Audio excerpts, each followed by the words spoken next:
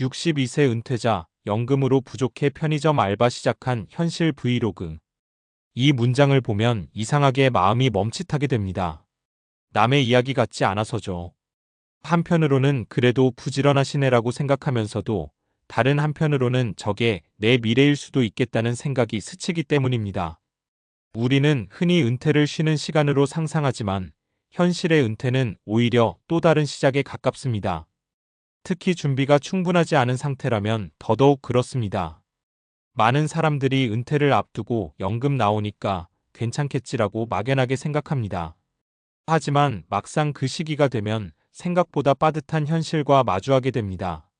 물가는 계속 오르고 의료비는 나이가 들수록 늘어나고 예상치 못한 지출은 계속 생깁니다. 결국 일을 다시 해야 하나라는 고민이 자연스럽게 따라옵니다. 그리고 그 선택이 편의점 아르바이트든 경비일이든 배달이든 각자의 방식으로 이어지는 거죠. 은퇴 준비라는 건 단순히 돈을 얼마나 모았느냐의 문제가 아니라 은퇴 후 어떤 삶을 살 것인가를 미리 그려보는 과정에 가깝습니다. 그런데 이 부분을 놓치는 경우가 많습니다. 그래서 오늘은 조금 현실적으로, 그렇지만 너무 무겁지 않게 이야기해 보려고 합니다. 실제 사례도 함께 보면서요. 첫 번째 사례입니다. 김 씨 63세는 30년 넘게 제조업 공장에서 일하다 정년퇴직을 했습니다. 국민연금과 퇴직금을 합쳐 나름 준비가 됐다고 생각했죠. 그런데 문제는 생활 패턴이었습니다. 평생 규칙적으로 일하던 사람이 갑자기 아무것도 안 하게 되니 지출이 오히려 늘어나기 시작합니다.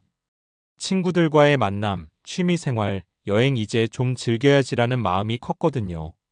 처음 12년은 괜찮았습니다. 그런데 그 이후부터는 통장 잔고가 눈에 띄게 줄어들기 시작합니다. 결국 김 씨는 동네 편의점에서 야간 아르바이트를 시작하게 됩니다. 본인은 심심해서 한다고 말하지만 사실은 생활비를 보충하기 위한 선택이었습니다. 이 사례에서 중요한 포인트는 은퇴 후 지출 관리입니다. 많은 사람들이 수입만 계산하고 은퇴 후 소비 패턴이 어떻게 변할지는 깊이 생각하지 않습니다. 그런데 실제로는 시간이 많아질수록 돈 쓸 일도 많아지는 경향이 있습니다. 두 번째 사례입니다. 박 씨 60세는 비교적 일찍 은퇴를 준비한 편입니다. 젊을 때부터 개인연금과 적금을 꾸준히 해왔고 집 대출도 미리 갚았습니다. 겉으로 보면 준비가 잘 된 케이스죠. 그런데 은퇴 후 3년쯤 지나면서 예상하지 못한 문제가 생깁니다. 바로 일상의 공허함입니다. 돈은 크게 부족하지 않았지만 하루하루가 너무 길고 의미 없게 느껴졌던 거죠. 결국 박 씨는 작은 카페에서 파트타임으로 일하기 시작합니다. 흥미로운 건 이 경우는 돈 때문이 아니라 삶의 균형 때문이라는 점입니다. 일을 하면서 다시 사람을 만나고 일과가 생기고 삶의 리듬이 살아났습니다. 박 씨는 오히려 진작 뭔가 했어야 했다고 말합니다.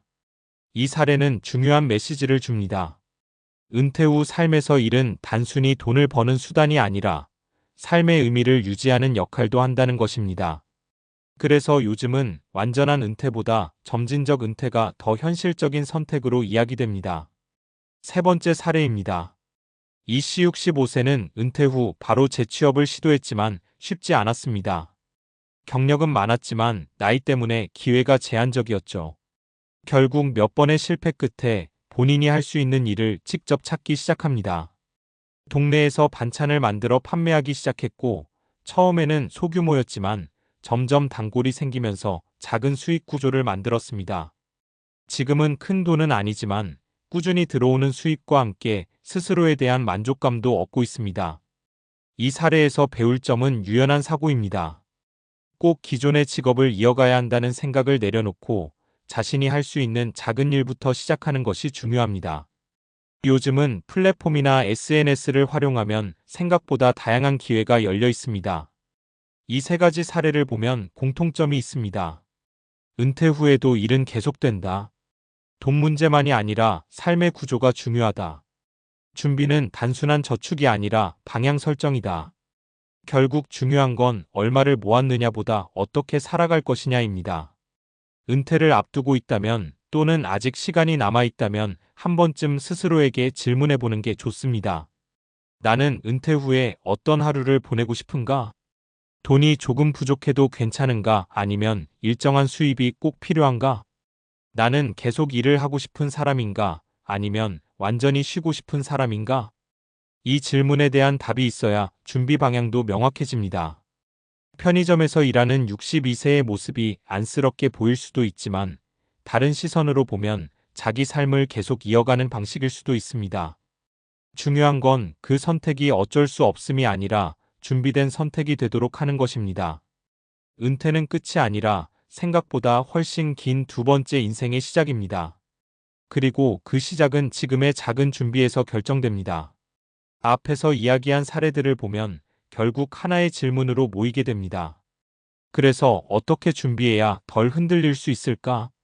막연하게 돈 많이 모아야지라는 답으로는 부족합니다. 실제로는 인간의 소비 방식, 심리, 건강 상태 같은 요소들이 다 얽혀 있기 때문입니다. 그래서 이번에는 조금 더 현실적이고 근거 있는 이야기로 이어가 보겠습니다. 먼저 가장 중요한 건 얼마가 필요하냐보다 얼마나 오래 쓸 거냐입니다. 여기서 많은 사람들이 착각하는 부분이 있습니다. 기대 수명은 늘 알고 있지만 그걸 내 돈과 연결해서 생각하지 않는다는 점입니다. 평균적으로 60세에 은퇴하면 2530년을 더 살아갈 가능성이 큽니다. 문제는 이 기간 동안 동일한 생활비가 유지되지 않는다는 겁니다. 경제학에서는 이를 소비 평탄화 컨섬프션 스무딩이라고 부릅니다. 쉽게 말하면 평생 동안 소비 수준을 크게 흔들리지 않게 유지하려는 경향입니다. 그런데 은퇴 후에는 수입이 줄어드니 같은 소비를 유지하려면 자산이 빠르게 줄어들 수밖에 없습니다. 여기에 또 하나 중요한 요소가 있습니다. 바로 물가 상승 인플레이션입니다. 연평균 3%의 물가 상승률만 적용해도 20년 뒤에는 지금의 100만 원이 약 180만 원 수준의 가치가 됩니다.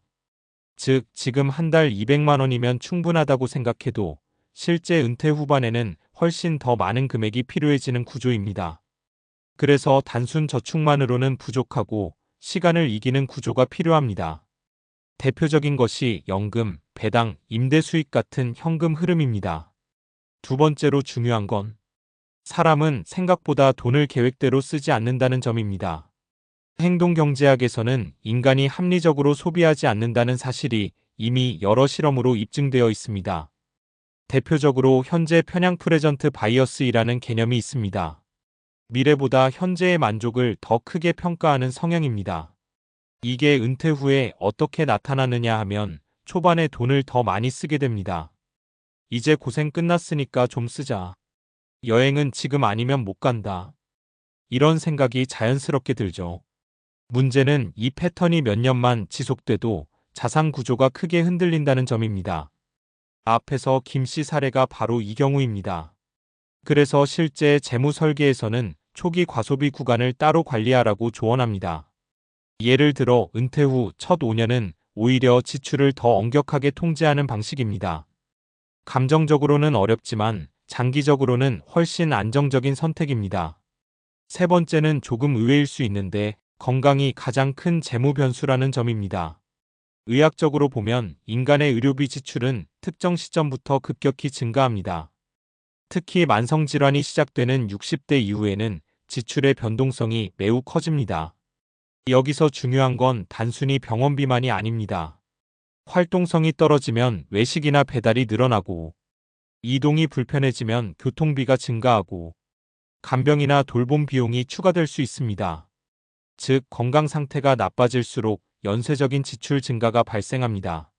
반대로 보면 건강관리는 단순히 오래 살기 위한 것이 아니라 지출을 통제하는 가장 강력한 수단이기도 합니다. 실제로 여러 연구에서 규칙적인 운동과 식습관 관리가 의료비를 유의미하게 낮춘다는 결과가 반복적으로 나오고 있습니다. 이건 단순한 자기관리 수준이 아니라 일종의 재무 전략이라고 봐도 무방합니다. 이쯤에서 다시 처음 이야기로 돌아가 보겠습니다. 편의점에서 일하는 62세의 모습은 단순히 힘들겠다로 끝나는 이야기가 아닙니다. 그 안에는 세 가지 현실이 동시에 들어 있습니다. 예상보다 오래 사는 삶, 계획대로 움직이지 않는 소비, 변수로 작용하는 건강. 이 세 가지를 고려하지 않으면 누구든 비슷한 선택을 하게 될 가능성이 높습니다. 그렇다면 방향은 조금 명확해집니다. 돈은 모으는 것보다 흐르게 만드는 것에 집중하고, 은퇴 초반의 소비를 의식적으로 관리하고, 건강을 비용이 아닌 자산으로 바라보는 것. 이 세 가지만 잡혀도 은퇴 후 삶의 안정성은 크게 달라집니다. 결국 은퇴 준비는 거창한 계획에서 시작되지 않습니다. 오히려 아주 현실적인 질문에서 시작됩니다. 내가 70세, 80세가 됐을 때도 이 생활을 유지할 수 있을까? 이 질문에 자신 있게 그렇다고 말할 수 있다면 이미 준비는 꽤 잘 되어 있는 상태입니다. 반대로 조금이라도 불안하다면 지금이 방향을 조정할 가장 좋은 시기입니다. 은퇴 후에도 일하는 삶이 나쁜 것은 아닙니다. 오히려 자연스러운 흐름에 가깝습니다. 다만 그 일이 버티기 위한 선택이 아니라 내가 선택한 방식이 되도록 만드는 것, 그게 결국 은퇴 준비의 핵심입니다.